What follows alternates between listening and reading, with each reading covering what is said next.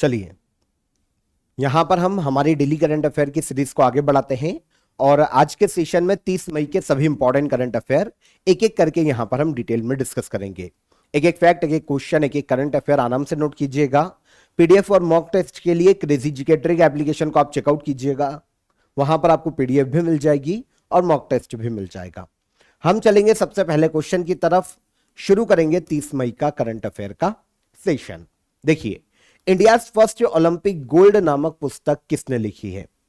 तो रिसेंटली एक बुक को लॉन्च किया गया है जिसका नाम है इंडिया फर्स्ट ओलंपिक गोल्ड। इस बुक को पीटी उषा ने लॉन्च किया है और लिखा है के अरुमुगम ने। के अरुमुगम जिन्होंने बुक को लिखा है, बुक के ऑथर हैं, ये बहुत ही फेमस हॉकी हिस्टोरियन और एक हॉकी जर्नलिस्ट हैं। के अरुमुगम, इनके द्वारा लिखित बुक है इंडिया फर्स्ट ओलंपिक गोल्ड।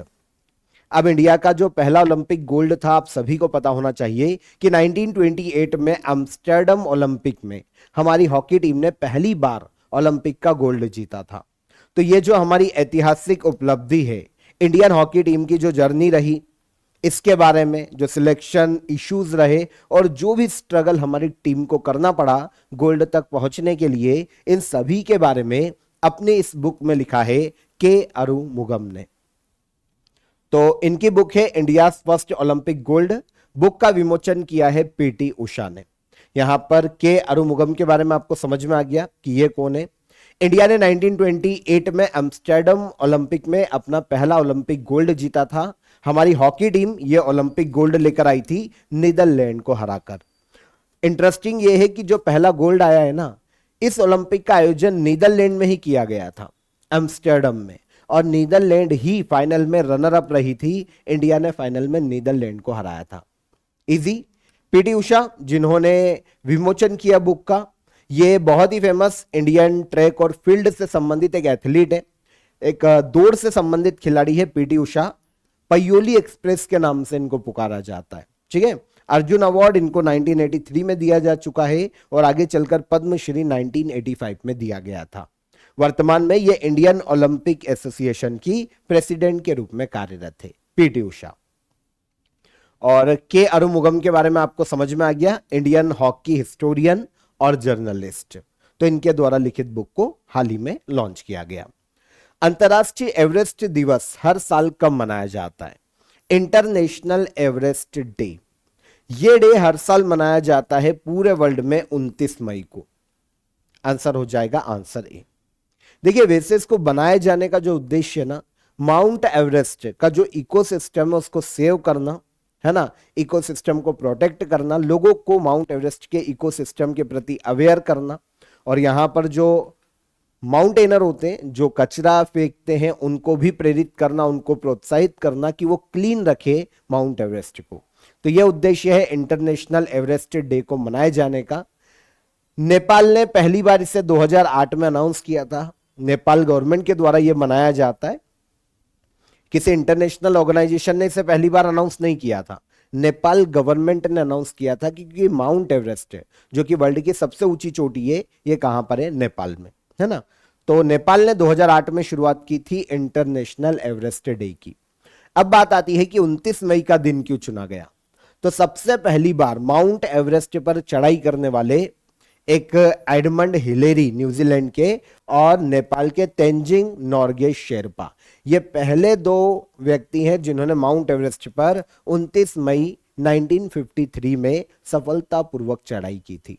तो यहीं से 1953 में यह उपलब्धि हुई थी 29 मई को। तो 29 मई की डेट को डिसाइड किया गया इंटरनेशनल एवरेस्ट डे के रूप में। इंडिया की ओर से देखिए तो फर्स्ट विमेन पर्वतारोही बछेंद्री पाल थी, जिन्होंने 1984 में एवरेस्ट पर चढ़ाई की थी सफलतापूर्वक। अगर हम देखिए कि सबसे ज्यादा माउंट एवरेस्ट पर चढ़ने का रिकॉर्ड किसके नाम है सफलतापूर्वक, तो हमने कुछ सेशंस के पहले बात की थी कामी रीता शेरपा की। यह नेपाल के पर्वतारोही हैं। मई 2026 में रिसेंटली इसी महीने माउंट एवरेस्ट पर 32वीं बार इन्होंने सफलतापूर्वक चढ़ाई की है और अपना ही 2025 का 31वीं बार एवरेस्ट चढ़ने का जो रिकॉर्ड है उसको ब्रेक किया है कामी रीता शेरपा ने। तो ये नेपाल के पर्वतारोही हैं जिनके नाम 32 बार माउंट एवरेस्ट को फतह करने का रिकॉर्ड है। सुप्रीम कोर्ट ने ऑनलाइन गेमिंग पर कितने प्रतिशत जीएसटी को बरकरार रखा है? तो सुप्रीम कोर्ट ने ऑनलाइन गेमिंग पर 28% जो जीएसटी है उसको बरकरार रखा है। ठीक है, आप सभी को पता है काफी सारे जो मनी गेम है सेंट्रल गवर्नमेंट के द्वारा बैन किए जा चुके हैं, लेकिन ऐसा नहीं है कि सारे के सारे बैन हो गए। कुछ ऐसे मनी गेम हैं जो कि अभी भी चल रहे हैं, अभी हम बात करेंगे किस प्रकार के। तो एक मामला सुप्रीम कोर्ट गया है, सुप्रीम कोर्ट ने ऑनलाइन गेमिंग कंपनीज पर जो 28% जीएसटी जो गवर्नमेंट 2023 से लगाती आ रही है उसको सही ठहराया है और इसको लगातार बरकरार रखा है। कोर्ट ने कहा है कि ऑनलाइन गेम्स में जो मॉनेटरी स्टेक होता है, मतलब पूंजी को जो दांव पर लगाया जाता है, वे जीएसटी के तहत टैक्सेबल है। मतलब जीएसटी के तहत उनको टैक्स देना पड़ेगा अगर पैसा उसमें दांव पर लगाया जा रहा है। तो अगस्त 2023 में ये 28% जीएसटी का रूल सेंट्रल गवर्नमेंट लेकर आई थी पुराने कुछ कानूनों में बदलाव करके। तो इसके खिलाफ जो ऑनलाइन गेमिंग कंपनीज है ये चली गई थी सुप्रीम कोर्ट कि भाई क्यों टैक्स लगाया जा रहा है। देखो दोनों के आपको मैं बता देता हूं कि क्यों कंपनीज चली गई सुप्रीम कोर्ट, ये भी बता दूंगा। सुप्रीम कोर्ट ने क्या कहा पहले तो ये देखिए, सुप्रीम कोर्ट ने कहा कि भाई पुराने समय से जो भी लागू है 2023 से जो 28% टैक्स है वो ऑनलाइन गेमिंग कंपनीज को देना पड़ेगा। अगर पुराना बकाया है ना तो उस पर भी जीएसटी देना पड़ सकता है अब कंपनियों को। देखिए मुद्दा क्या है, इंडिया में कई ऑनलाइन गेमिंग प्लेटफॉर्म है जैसे फैंटेसी स्पोर्ट्स, पोकर, रमी आदि। काफी खिलाड़ी इनमें पैसा लगाते हैं। अब कंपनियों का तर्क ये था कि भाई ये तो जो स्किल वाले गेम है ना ये वो है, ऐसे लोग यहां पर आते हैं जो स्किल हो, जिनके पास ये खेलने की, पोकर, रमी, तो ये खेलने की स्किल होगी ना तो ही वो आएंगे। तो ये अदर जो गेम्स है उनसे हटके, तो इसीलिए क्योंकि कसिनो और गैम्बलिंग जैसा टैक्स, क्योंकि ये स्किल गेम है तो कसिनो और गैम्बलिंग जिसपे तुक्का मारा जाता है उन पे जो टैक्स लगता है ना वो टैक्स इन गेम्स पर नहीं लगाना चाहिए। मतलब 28% जीएसटी को नहीं लगाना चाहिए, ये कहा था कंपनियों ने। सरकार का तर्क है कि मॉनेटरी स्टेक अगर लगाया जा रहा है तो जीएसटी के लिए वो महत्वपूर्ण हो जाता है। ठीक है, ताकि लोगों में भी जो आदत है उसको कम किया जाए इस तरीके की गेम्स खेलने का, चाहे खेल स्किल का हो या चांस का हो, सट्टा हो, एक प्रकार का पैसे लग रहे हैं तो 28% जीएसटी लगेगा, ये सरकार का तर्क था। सुप्रीम कोर्ट ने इसको बरकरार रखा है। सुप्रीम कोर्ट ने बोला है नहीं 28% बरकरार रखेगा। भारत में हर पैसे वाला गेम बैन नहीं है, मैंने जैसा कि अभी आपको बताया, ऐसा नहीं है कि हर गेम में जिसमें दाव लगाया जाता है वो बैन है। स्किल्ड स्पोर्ट्स जो है ना, भले उसमें पैसा लगाया जाता है वो अभी भी चल रहे हैं, लेकिन उन पर 28% तक जीएसटी लगाया जाता है। तो आई होप आप समझ पाए होंगे कि बेसिकली क्या कहना चाह रहा है सुप्रीम कोर्ट ने ये कंटिन्यू क्यों किया है। ठीक है, जनरली ऐसे गेम जो कि बैन है या इलीगल है, तो स्पोर्ट्स बेटिंग क्या होता है, मैच के परिणाम पर सट्टा लगाया जाता है, ये कोई स्किल नहीं होती।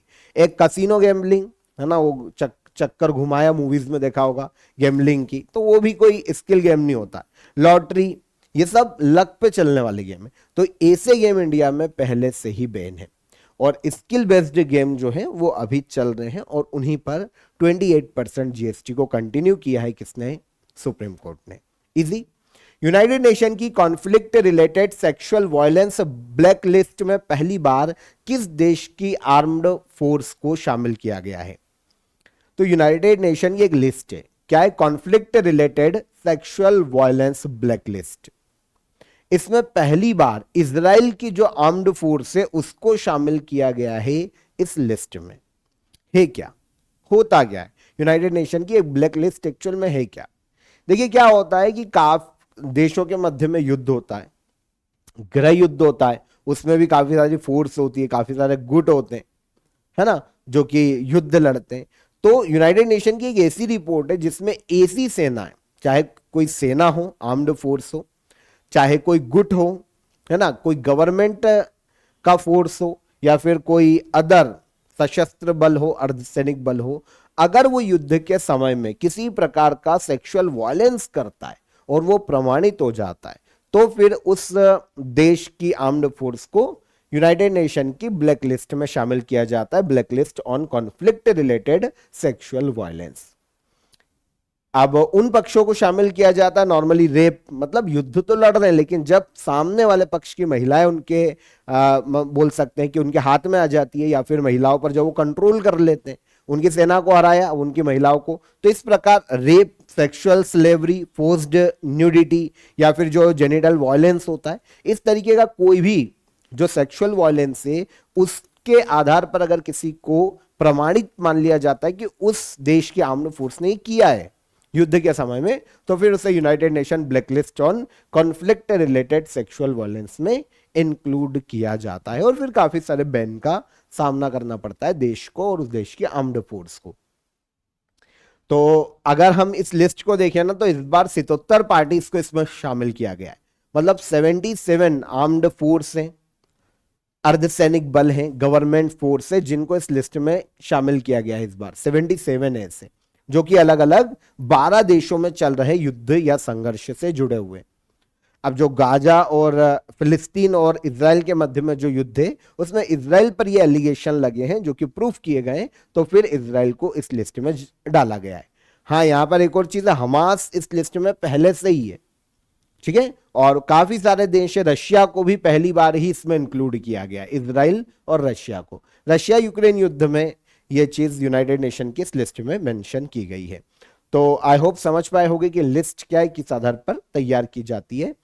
तो रशिया को भी इंक्लूड किया गया है क्योंकि 2024 में जो अभी यूक्रेन का युद्ध चल रहा है 2024-25 में, तो रशिया के खिलाफ भी, उसके आर्म्ड फोर्स के खिलाफ भी एविडेंस मिले हैं। यूनाइटेड नेशन ने वर्ष 2024 में कॉन्फ्लिक्ट रिलेटेड सेक्सुअल वायलेंस के 4600 से अधिक मामलों की पुष्टि की है। 2023 की तुलना में ये 25% ज्यादा है, ठीक है। तो ये बेसिक डिटेल है। यूनाइटेड नेशन ये 24 अक्टूबर 1945 में स्थापित हुआ था, न्यूयॉर्क में हेडक्वार्टर है, 193 मेंबर कंट्रीज है। इसके जो संस्थापक सदस्य वो 51 थे और सेक्रेटरी जनरल है एंटोनियो गुतरेस, किसके, यूनाइटेड नेशन के, ठीक है। आगे आ जाए। ऑफर ऑफ द डे में आप सभी 50 मॉक टेस्ट यहां पर ज्वाइन कर सकते हैं, स्पेशली एसएससी सीजीएल के लिए। देखिए यहां पर इंटरेस्टिंग ये है, आप सभी को पता होना चाहिए कि एसएससी सीजीएल का नोटिफिकेशन आ चुका है आप सभी का, तो आप सभी अपनी परफॉर्मेंस को इनहेंस करने के लिए 50 मॉक टेस्ट को यहां पर ज्वाइन कर सकते हैं, काफी अफोर्डेबल प्राइस में। यहां पर आपको मैथ्स, रीजनिंग, इंग्लिश और जीएस 25 के 100 क्वेश्चन यहां पर आपको मिलने वाले हैं। सेम जो आपका एग्जाम का पैटर्न होता है एसएससी सीजीएल का, उस बेस पर ये मॉक टेस्ट तैयार किए गए हैं, काफी डेप्थ एनालिसिस के साथ, लेटेस्ट पैटर्न पर ये पूरे क्वेश्चन आपके लिए डिजाइन किए गए हैं। आपकी जो एनालिसिस है आंसर का, वो आपको जीएस का और इंग्लिश का इस मॉक टेस्ट के साथ ही मिल जाएगा। मैथ्स और रीजनिंग की जो आंसर की है, जो एनालिसिस है, वो आपको अलग से पीडीएफ दी जाएगी। अभी ये अपलोड किया जाना आपके लिए स्टार्ट हो चुका है। 10 जून तक आपको पूरे 50 मॉक टेस्ट मिल जाएंगे, तो आप इसे ज्वाइन करिए, आपके लिए एग्जाम में लास्ट टाइम मूवमेंट में ये काफी हेल्प कर सकते हैं। तो ज्वाइन कीजिए एसएससी सीजीएल के मॉक टेस्ट को, हिंदी इंग्लिश दोनों ही लैंग्वेज में ये आपको देखने को मिल जाएंगे।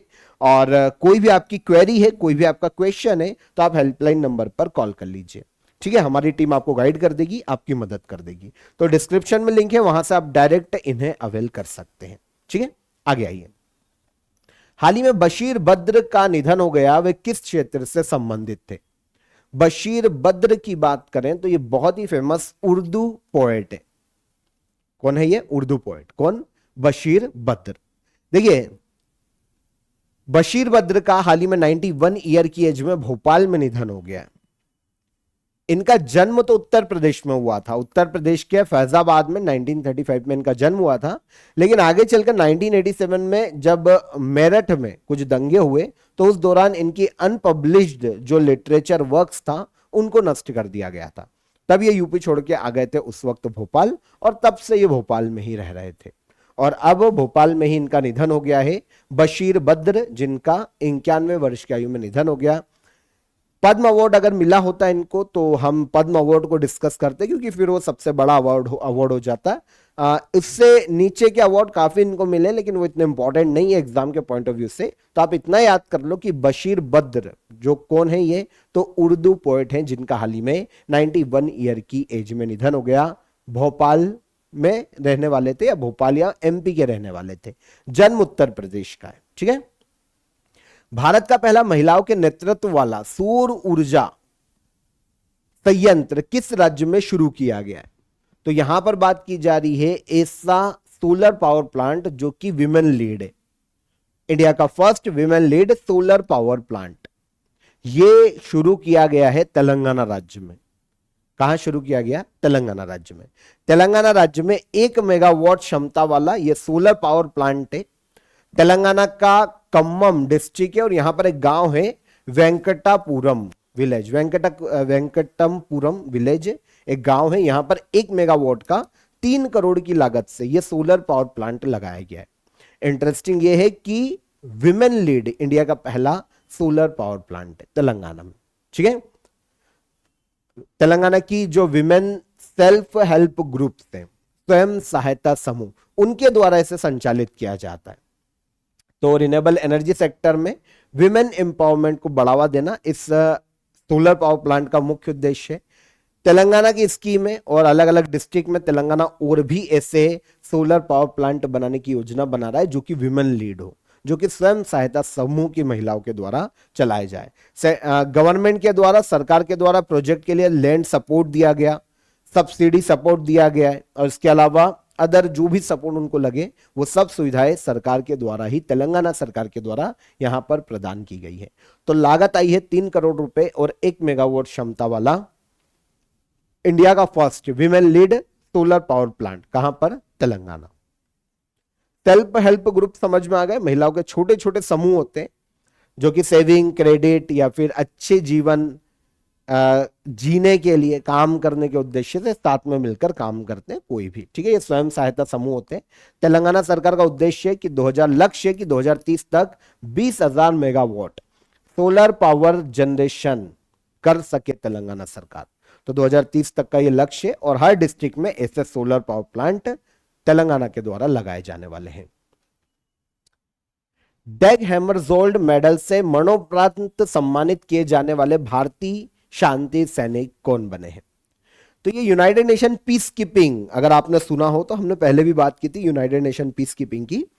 तो यूनाइटेड नेशन पीस कीपिंग अभियानों में जो भाग लेते हैं ना, उनको यह अवार्ड दिया जाता है। हमने पहले भी काफी अलग अलग अवार्ड पढ़े हैं यूनाइटेड नेशन पीस कीपिंग अभियान के, लेकिन यहां पर जो डैग हैमरजोल्ड मेडल की बात की जा रही है ना, तो ये ऐसे यूनाइटेड नेशन पीस कीपर को दिया जाता है जो उन्होंने अपनी जान गंवाई हो यूनाइटेड नेशन पीस कीपर सैनिक के रूप में।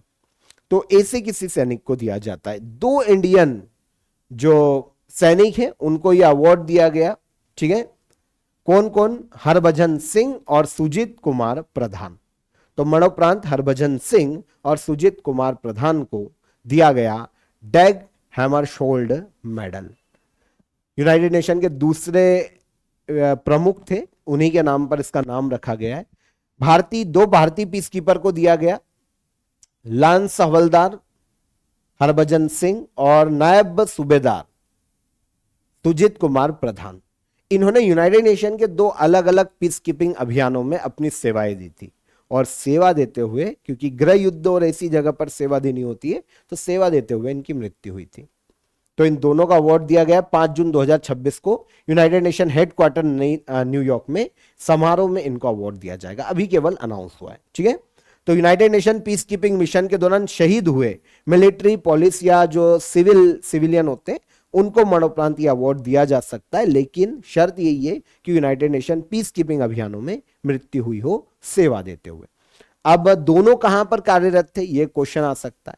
अगर हम हरभजन सिंह या सूबेदार सुजीत कुमार प्रधान की बात करें तो सबसे पहले Harbhajan Singh united nation organization stabilization mission in the democratic republic of the Congo, अफ्रीकी देश है democratic republic of the Congo. अभी इबोला फैला है, अभी हमने बात की थी। तो यहां पर इन्होंने अपनी सेवा दी थी हरभजन सिंह ने, और सेवा देते हुए किसी भी डिस्प्यूट में या फिर किसी युद्धग्रस्त क्षेत्र तो ये शहीद हो गए। फिर सुजीत कुमार प्रधान की बात करें तो United nation mission in south Sudan के तहत साउथ सुडान में ये काम कर रहे थे। तो इन दोनों को मरणोपरांत दिया गया है यूनाइटेड नेशन पीस कीपिंग का ये वाला मेडल। ठीक है। कुछ समय पहले ही 2-3 सेशंस पहले ही हमने डिस्कस किया था मेजर अभिलाषा बराक को 2025 military general advocate of the year award से इनको सम्मानित किया गया। Abhilasha Barak united nation interim force in Lebanon में कार्यरत है। लेबनान में जो गृह युद्ध चल रहा है उसमें अपनी सेवाएं दे रही है यूनाइटेड नेशन पीस कीपर्स के रूप में। कौन? अभिलाषा बराक। तो इनको एक अलग अवार्ड दिया गया है। लेकिन दो लोग जो अभी हमने ऊपर बात की उनको जो अवार्ड दिया गया, ये कौन सा अवार्ड है? डेग हैमरजोल्ड मेडल। ये मरणोपरांत ही दिया जाता है, इसलिए जो अभिलाषा बराक को दिया गया है और जो इनको दिया गया ये अवार्ड में डिफरेंस है, क्योंकि अभिलाषा बराक ये जीवित है। यूनाइटेड नेशन पीस कीपिंग काफी बार बता चुका हूं। 1945 में यूनाइटेड नेशन के साथ बनी थी। यूनाइटेड नेशन क्या होता है? युद्धग्रस्त क्षेत्र में जहां भूकंप आ जाए, युद्ध हो जाए, गृह युद्ध में कोई है तो वहां शांति स्थापित करने के लिए अपने सैनिक भेजता है। अब यूनाइटेड नेशन की तो कोई आर्मी नहीं है, तो यूनाइटेड नेशन के जो मेंबर्स होते हैं ना वो अपने सैनिक भेजते हैं यूनाइटेड नेशन पीस कीपर के रूप में। तो इंडिया के भी यूनाइटेड नेशन पीस कीपर के रूप में गए हुए हैं, है ना। 80,000 से अधिक सैनिक अभी अलग अलग देशों में तैनात है यूनाइटेड नेशन पीस कीपर्स के रूप में। इन्हें ब्लू बेरेट्स या ब्लू हेलमेट कहा जाता है क्योंकि ब्लू कलर का हेलमेट को कैरी करते हैं। इंडिया का कंट्रीब्यूशन देखें, भारत 71 में से 49 यूनाइटेड नेशन मिशन में भाग ले चुका है। अभी तक 2 लाख से ज्यादा भारतीय सैनिक पीस कीपर के रूप में अलग अलग देशों में अपनी सेवाएं दे चुके हैं। स्लोवेनिया के नए प्रधानमंत्री के रूप में किसे संसद ने मंजूरी दी है?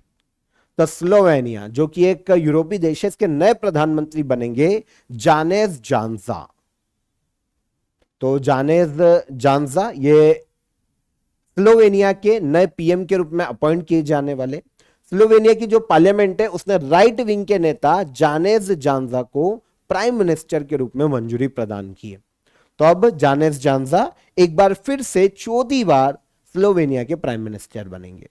इसके पहले भी ये 2004 से 2008 तक, फिर 2012 से 2013 और 2020 से 2022 तक 3 बार पहले भी स्लोवेनिया के पीएम के रूप में काम कर चुके हैं।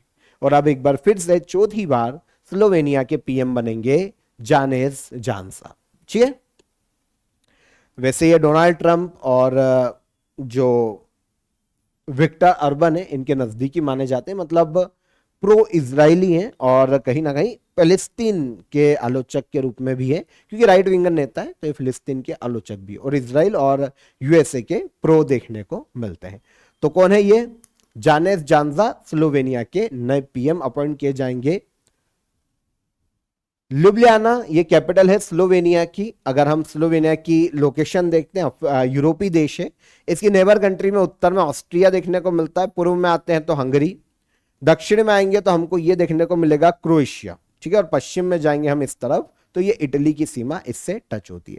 और दक्षिण पश्चिम में ये कुछ सीमा अपनी बॉर्डर थोड़ी सी एड्रियाटिक सी से भी कनेक्ट करता है।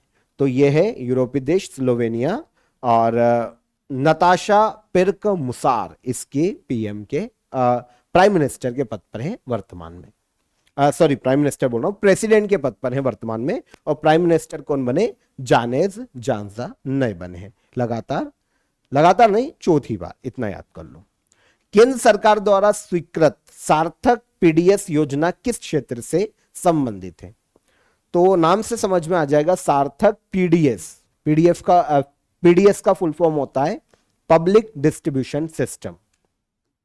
Answer D.